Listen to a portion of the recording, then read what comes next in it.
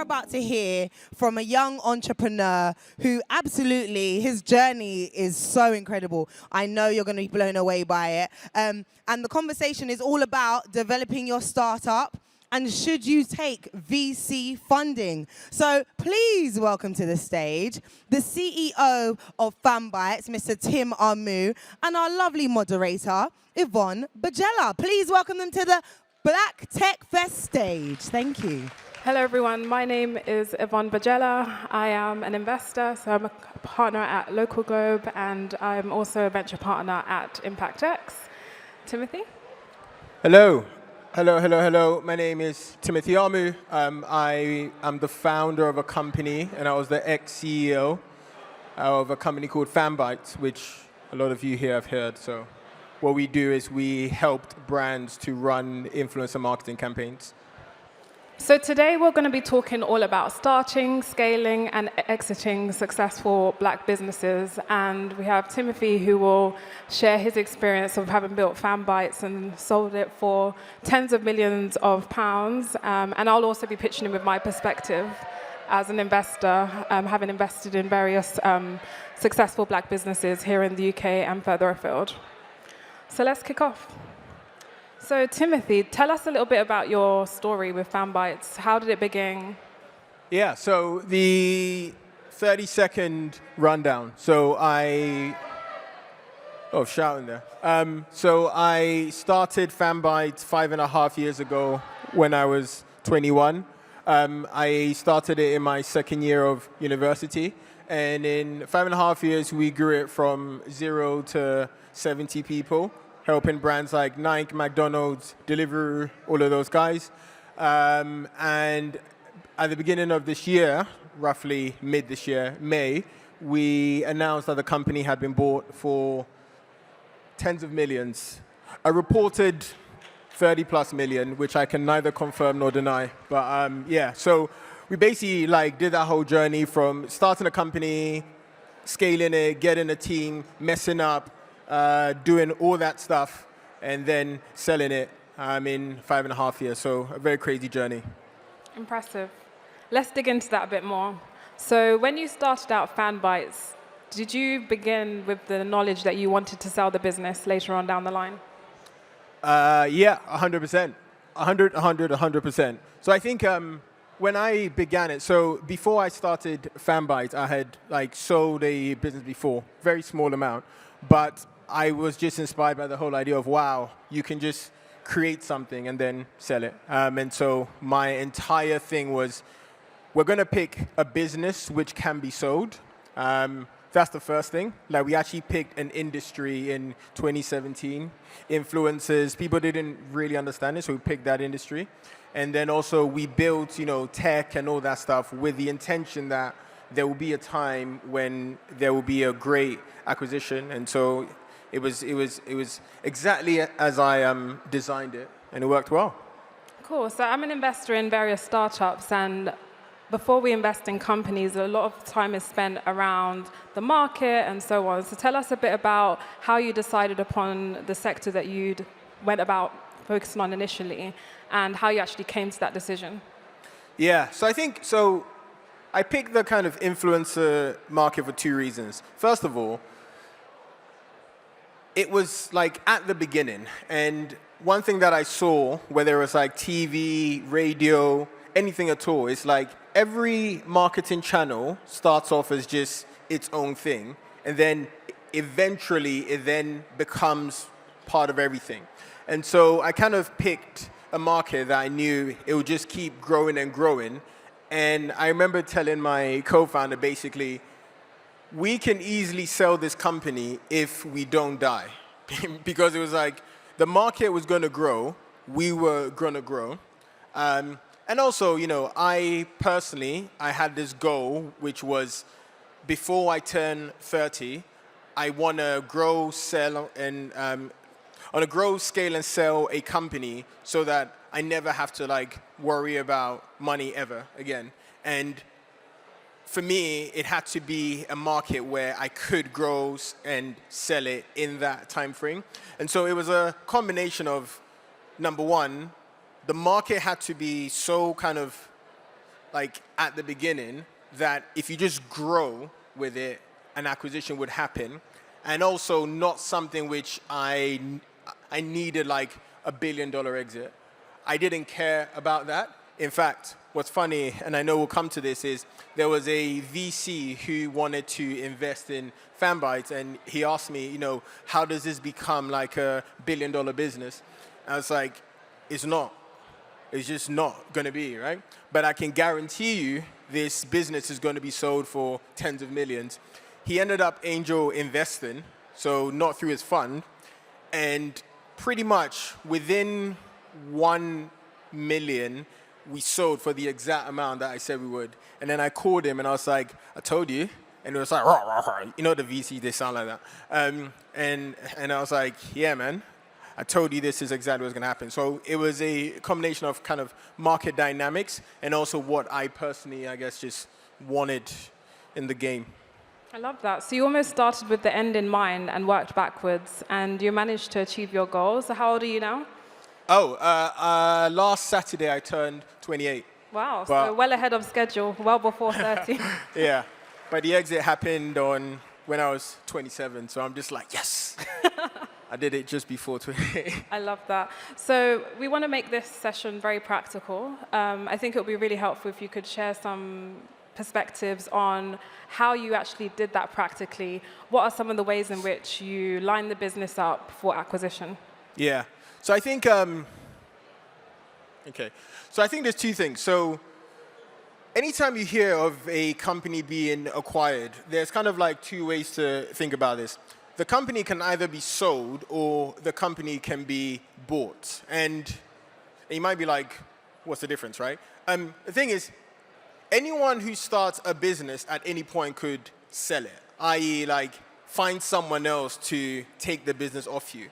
But for a company to be bought, it means that someone has to say, this fits into our strategy, and we want to actually buy it to help us grow.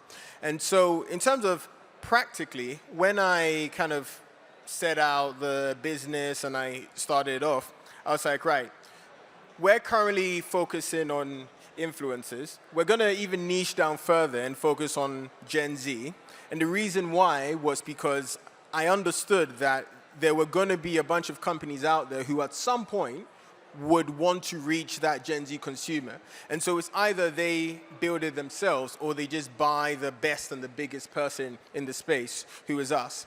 The other thing that we did, and this is something which absolutely infuriates me when I see a lot of entrepreneurs do this, because I'm like, that is the dumbest thing you could ever do, is if you think about the kind of like journey of a company, it kind of goes like this, and then it like reaches its peak, and then it just flops. That's what happens with like most companies, right? The problem that a lot of entrepreneurs, or the mistake a lot of entrepreneurs make, is they try and sell at the peak, and they're trying to like juice every possible return out of it. And I think that's the dumbest thing you could ever do. Because when someone's buying your company, they're not just buying it for vibes, right? Like, they're buying it because they know that if they can have it, they can grow faster. So I had this mapping of, we're going to keep growing and growing, right? In our year just before we sold, we'd passed like 10 million in revenue, like all that stuff was there. But we aimed to sell basically like not at the peak, but like going up to the peak. Because what that meant was we could then tell a very good story, a real story, not some bullshit story, right? Like, oh, sorry. Okay, not some bullshit story, about basically like how this was going to grow further in the hands of the acquirer.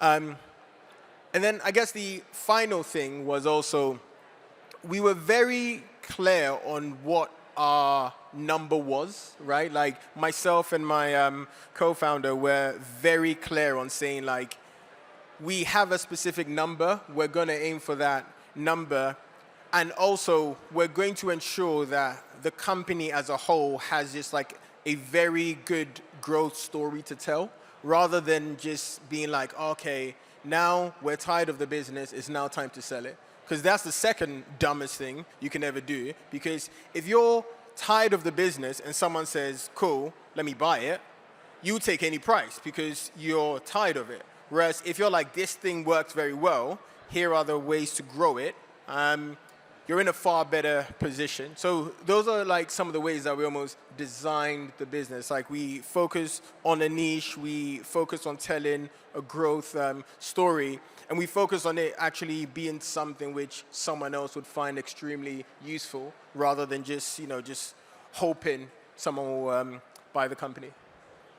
And I guess that's the very key point that you've made around maintaining that discipline. I've seen this a lot where entrepreneurs, they see that their business is growing, they want to ride the wave all the way. How did you and your team decide to stick to that number and maintain that discipline?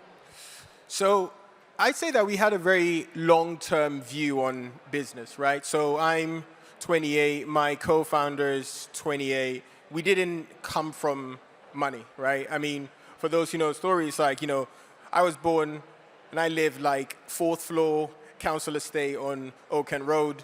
My co-founder was born in council estate, Catford.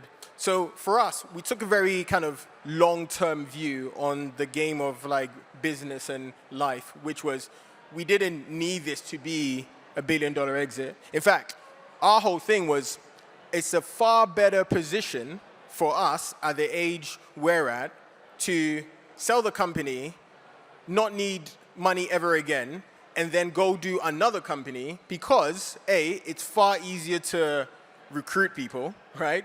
You can get the most superstar people at Google if you're like, yo, I just sold a company for tens of millions at 27.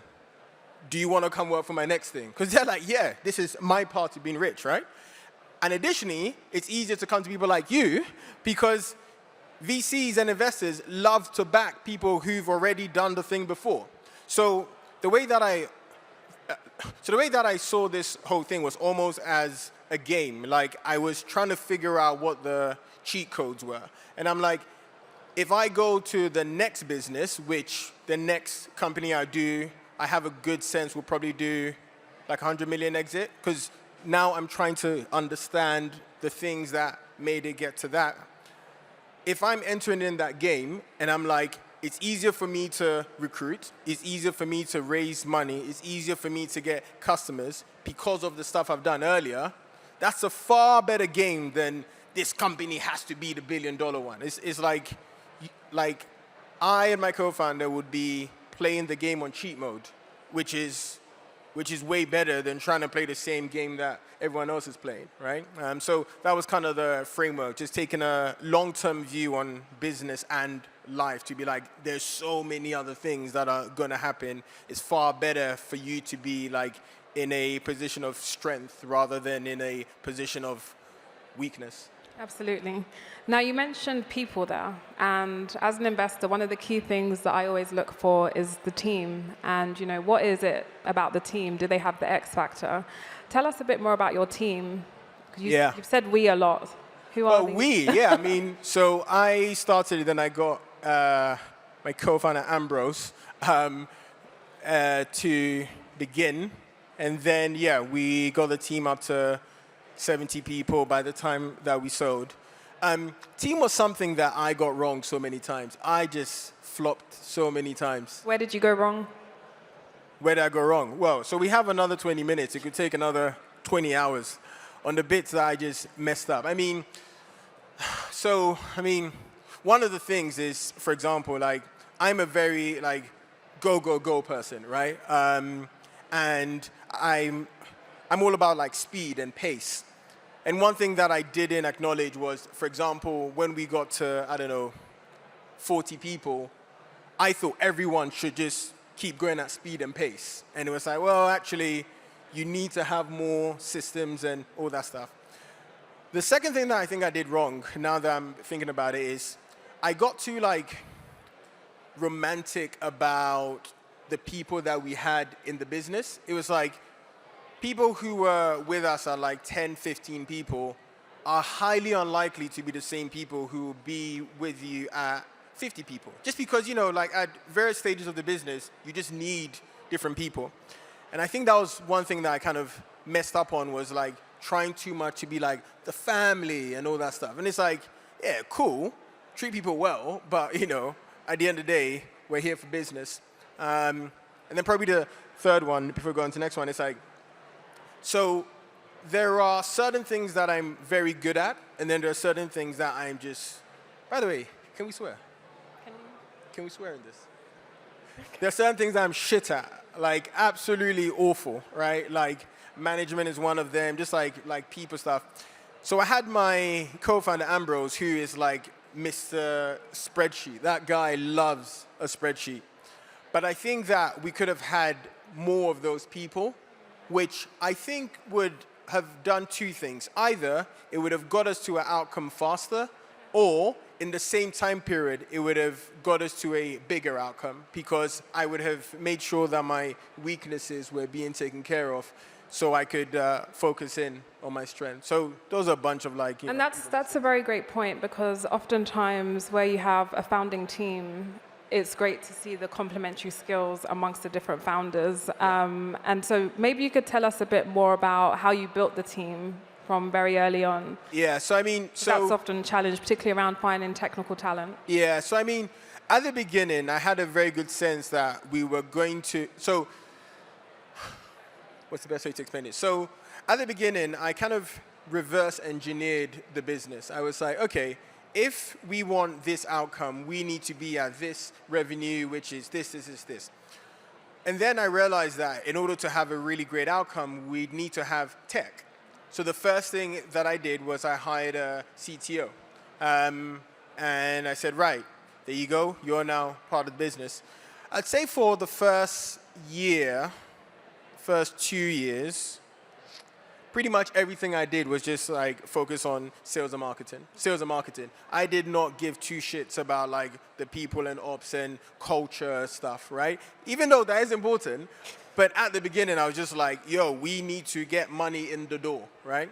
And then once I'd done that, then I started to like build out more of the client services stuff, have people focus on that. But at the beginning it was all sales and marketing.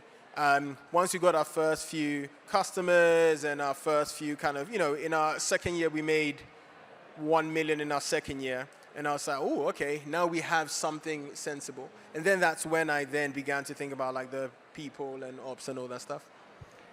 Staying on the topic of people, is there anything that you would have changed, just given how challenging it can be, some of your key learnings along the way? So I think you brought in any hires earlier? Yeah, so I think I would probably have brought in a CEO earlier, like actually somebody to run the day-to-day of the business. Funny enough, that's not actually something that I've ever said publicly, so exclusive. I think that I should have done that, because I think there is a difference between like a founder and a CEO. And I think I was a great founder and I was a good CEO, but there are people who've done this several times, and I think that's what I could have done. Coming to the exit, actually, I think there were two things that I did well, but I could have done even better. Mm-hmm. So the way that we kind of did the whole exit thing was, so in 2020, in October, we had, in the space of 6 weeks, we had 3 companies approach us to try and buy Fanbytes. And over time, we'd had people come, but like in 6 weeks, we had 3 people. I was like, something's popping here, right? Like something's happening here where there's a lot of consolidation. Why do you think that occurred within that time period? So this is what happens in every single industry. Someone, perhaps like the biggest player in the space, says, we are going to take this thing serious. And then everyone goes, oh, if they're taking it serious, we now all have to take it serious, right? And so I think probably earlier that year, like some company in America got acquired, and now all the strategics and the private equity were like, ooh, okay, maybe there's something there. And so that was kind of the way that it began. And then after I'd kind of, those people had come, I was like, that's interesting. Something's up here. And so what we then ended up doing, and here comes to your question about people and stuff. what we ended up doing was we ended up hiring a M&A bank, because I was thinking if 3 people have come to us in 6 weeks, there's a lot more appetite for this. And so we hired a bank, and it was a bank that specialized in only deals in the kind of like marketing and creative space. And then also only deals between like 10 to 80 million, basically. Like, that was it, right? And I was like, whoa, that's perfect, because that's where we're going to be. We're in the creative space. Now, to answer your question about people, they then began a process where basically they were like, right, we think these 6 companies are very interesting for you. And they were all like strategic companies. And at the end, we ended up having 4 companies put in letters of intent. So for those who don't understand, a letter of intent is basically where someone literally gives you a letter and says, in this, I am going to buy your company for this amount, this price, da da da da. So we had 4 letters of intent. 3 of those companies I already knew, and they already knew about Fanbytes. And the reason why this is an answer to your question is the fact that 3 of them had followed the story of Fanbytes for so long meant that they were really, really, like, they went, oh my God, this company's grown from 10 people to 20 people to 30 people. They've done all of this stuff. We need this company, right? So I think in terms of like people and focus, when you sell your business, is the biggest sale you ever make in your entire life. But it's insane how many founders spend such little time focusing on that. Like, that shit will change your life. Getting another deal is nice, cool, but like, you should be able to give mental space to the biggest sale that you do. So I think in terms of like people, if I got like a CEO focusing on the business, I think that I could have spent more time almost like selling the entire business over time, more PR, more thought leadership. So, maybe, we end up having 4 companies, 3 of them knew us. There is a world in which we'd have like 8 companies. And then it's like, right, okay. Because the moment that you have more than one person want to buy you, you can just say wherever you want. Creates competition. You could say like a billion. And they're like, all right, yeah, cool, vibes. So Write that check. exactly, right? So I think that's what I would have done around like, people, ops and all that stuff. Okay, cool. So this is really good because I think you've spoken about how you reverse engineer. Like you knew that you wanted to achieve an exit. You had a value in mind. Now tell us a bit more about how storytelling played a role in that and how you and your team positioned Fanbytes for that. So I think, good question. So I think, in most cases, if you're trying to sell your business, what the buyers are buying is a story of future growth. And so what we ended up doing, even from the beginning, was, we were aggressive on like PR, marketing, brand. Like, if you search Fanbytes, like everywhere we are, like from Forbes to Bloomberg, BBC. And there was a reason why we did that was because we wanted the market as a whole to just keep being aware of that story of this company is everywhere and they're constantly growing. Like, what the heck is going on, right? The other thing that we did was, so I thought about a lot of the kind of growth levers we could do.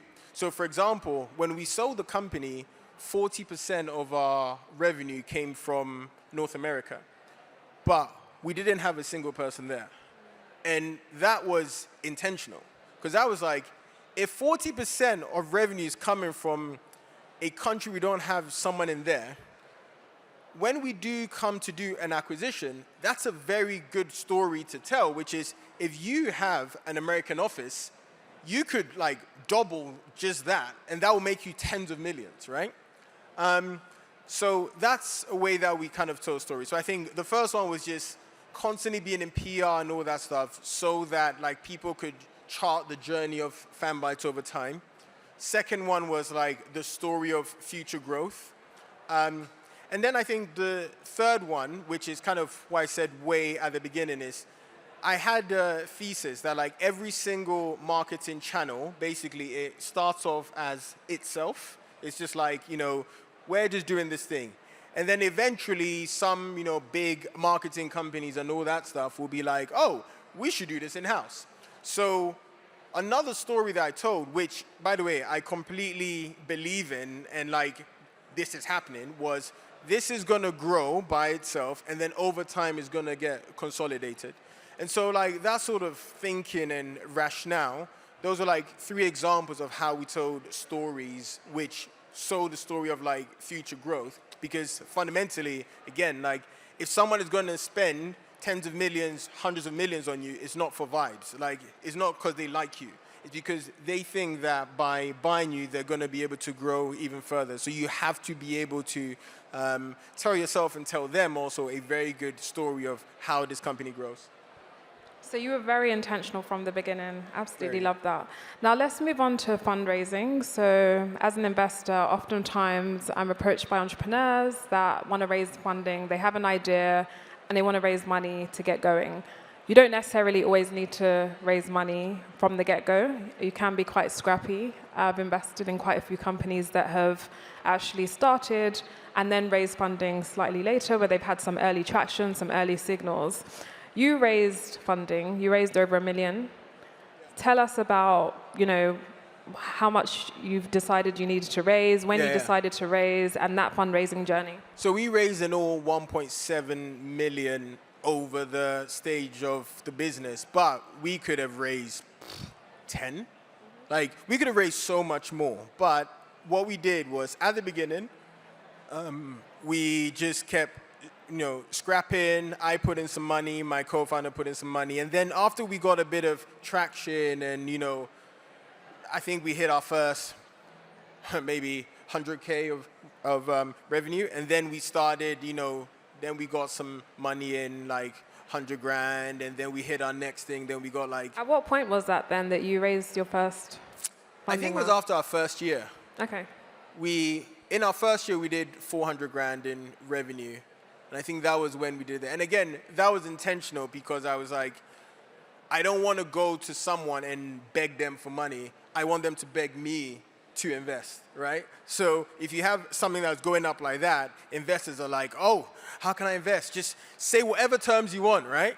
And so that's how we thought about it. And then our fundraising was quite weird. It was like 100 and 300 and 500 and 600, but it was all because we wanted to get to like the next level and the next level. We didn't go with any VCs. That was intentional because, and I'm sure you can speak to this, VCs want, $100 million, $1 billion outcomes. And because we were so clear on the outcome, we're like, we know what this outcome is going to be. This is not a VC business. So everyone we got were just like angels and just rich people, basically, who just, putting some money in there. Yeah, and I think that's a really important point to hone in on. So I'm an investor in various technology startups, some of which you may be familiar with. So Marshmallow, for example, is a motor insurance company that's gone on to raise hundreds of millions of dollars. As of last year, it became a unicorn valued at over $1 billion. And that's a business where they have decided to take the venture capital route, which means that every 18, 24 months, they'll go out to raise capital, and they'll do that right through the way until they achieve their exit, which will be an IPO or an acquisition. And I think it's just really important to have that understanding around, are we going to take that VC route or are we not going to? You had the ability to take the VC route, but you decided not to take it. Yeah, and I think it was because we had a very clear idea of what the end goal. Look, like, I've, spoken to a few people here, and like, stop fucking reading TechCrunch, basically, right?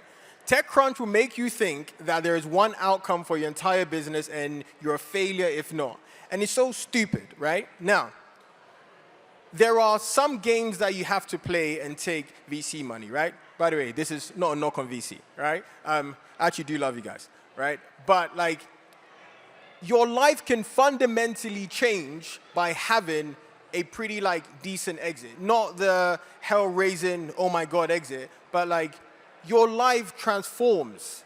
And so you have to remember that the reason why you're in this game of business, for most of us, at the beginning, for most of us, was to get rich. It was because we, yes, solve a problem, all that stuff. That's great, right? But like, we got into this game to change our lives. Change your life first, and then go and change the world, right? And I think that's kind of the attitude that myself and my co-founder took, was like, cool, change your life. Now, anything that we do is just vibes. Like, we'll go to Yvonne will fund us because they're like, these guys already have done it, so cool. And then everything on is we've learned and all that stuff. So like, take a long-term view on business. Don't like sacrifice yourself for your first ever business as if it's the only thing. Like, take a long-term view on this. Your life can fundamentally change by having a pretty good exit. Even if, sorry, just one point of it. Let's even say that you sold your business for like 5 million and you own half of it. That's 2.5 million. Your life fucking changes. Like, it changes, right? So let's stop thinking in this kind of like 0 to 100. Like, it's either I'm a bum or I'm on TechCrunch. It's either I'm a bum or my company's public. Like, that's a stupid way to think. Anyway, that's my rant over. Go on. So Timothy, your life has changed. Let's Yes, talk please. more about the value. So you sold the company for tens of millions of pounds. Tell us a bit more about how you actually came to that figure. So you had the figure in mind. Yeah. And when it came down to the offers that you received, how you actually brought the other parties on side with that as well. So, to be honest, I can't take huge credit for that because that's why we hired the bank. So the bank basically did all the deals. I showed up to basically, at the beginning, do the pitches to all the different companies and, all that stuff. And I helped, throughout the process. My co-founder, Ambrose, just like, he did all the due diligence and all the Excel spreadsheets and all that stuff and forecasting. To this day, if you ask me how to go through due diligence, I'm like, I do not know. Chat to Ambrose, he did it. But in terms of the number that we came to, I think, look, it's a combination of a revenue number, so what our revenue was times X amount, and then there's a combination of that and like tech and all the other stuff. But it really comes down to like, how much does that company want you, right? Because everyone here knows about the deal between Figma and Adobe. Adobe. Like Figma and Adobe. 20 billion does not make sense, but it makes sense because Figma were eating Adobe's lunch. So Adobe needed to take them out. So that's kind of a long way to say in terms of like, the value that you have in an acquisition is a combination of like revenue and profits and all that stuff. And that's kind of like table stakes, right?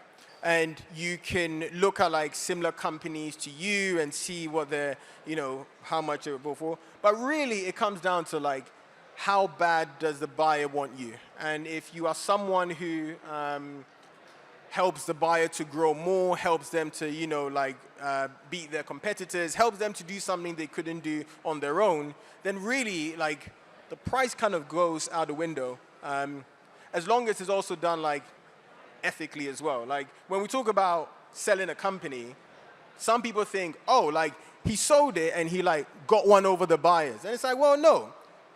Everyone in the transaction knew that like this was a good transaction for Fanbytes to grow, but also for Brain Labs, the company who brought us to grow. So like, it's very important to always think about it from the buyer's perspective, which is what would help them grow, what would build competitive tension, all that kind of stuff. So what would be your 3 core tips for anyone that's thinking about starting a business and exiting it later on down the line? Oh, first one, don't read TechCrunch. Don't read TechCrunch for your first company. In your second company, go ahead, read it. So I think the first one is like, try and reverse engineer what success looks like to you. That's the first one, right? Like, I actually sat down and reverse engineered it. Second one is what I said earlier about not trying to focus on like squeezing every possible thing from your business. Like, try and tell yourself what the growth story would be for a buyer, because it will make it easier for the buyer to tell themselves that growth story, right? And then the third thing is like, the third thing is not even a business thing. It's more just a life thing, which is like, take a very long-term view on life. If you are, somewhat successful in this business, hopefully it will be your first business of many other businesses, right? And so when you take a long-term view on this game, I think you can start to make decisions which are not kind of like, it's either this or that, right? And then actually, I know you said 3, but the final thing. A bonus. Yes, the final thing is, so in the third point I said like the game of life. I've got some friends here who basically have seen me or have heard me say a lot, like, business is a game. Like, business is a game in which you put in some inputs and you get some outputs. And the way that I've treated this is like someone else has done this journey before. Like, what I've done hasn't been remarkable. Like, it's not like I put people on Jupiter, right? Like, people sell their companies every day, right? What I did, though, was I studied how they did it, and then I just applied it in my case. And you should almost like treat business as a game of trying to uncover the inputs, trying to get the outputs, and then by doing that, it's more fun, because you're just playing a game, which has a great payoff, but it's still a game at the end of the day, because this doesn't really matter at the end of the day. It's just vibes. It's just vibes. It's just vibes. Good. So maybe you could just share some of the resources, people that you looked up to, in setting out to build. Yeah. Main things. I actually read this book in the first year of Fanbytes on a flight back to Ghana, and it's called Built to Sell. It's a book by a guy called John Warrillow or something. Incredible book. I read it and I was like, right, there is a playbook to this, done. And then probably the second thing about selling your company, that will be the main one. And then maybe the second one, which is not so much on, about like selling, it's more just about general company stuff, is a book called The Ultimate Sales Machine. It's written by this guy called Chet Holmes, and to me it's like the best book ever on just sales and marketing. So those two would probably be like, I guess, the kind of tactical resources that I would share with people. Definitely Built to Sell. Their podcast as well is great. It's just great, so just do that. And one of the things that I have found very useful amongst the entrepreneurs that I've invested in is almost having like a circle of friends who are entrepreneurs. How important was that in your journey? It was very important. In fact, there's a friend sitting back there who doesn't want me to say his name, but... Let's give him a shout out. Who's it? Nah, you don't want to embarrass him. It's good. But yeah, I think that circle of friends was definitely one. I think that I always try to have, I guess, like 3 circles of entrepreneurial friends. I had people who were at my level, as in like people who were running all the stuff, people who were like just below, because I felt it was cool to be able to like share some insights. And then people who were above me, because they could say stuff like, this is going to happen, make sure it doesn't happen, right? So that's kind of the way that I cultivated my entrepreneurial circle, and I think that's the way that most people should do it here. And what's next for you, Timothy? It's next. You're going to see you on TechCrunch? Hell no. I just came back from Bali, so that's nice. I don't know, just vibes. Just vibes. No, I think the whole point, right, of in exits and acquisitions and all that stuff is to be able to like give yourself mental space. And I think I'm currently in the phase of, giving myself mental space whilst ensuring that like the company's in safe hands and it's still doing its thing and it's got the right people involved, etc. But being able to operate from just a position of just mental space and clarity. So that's it. Cool. Thank you very much. Sweet. It's Thank been you. very good. Hope you've taken away some practical tips there. Cool. Thank you. Sweet.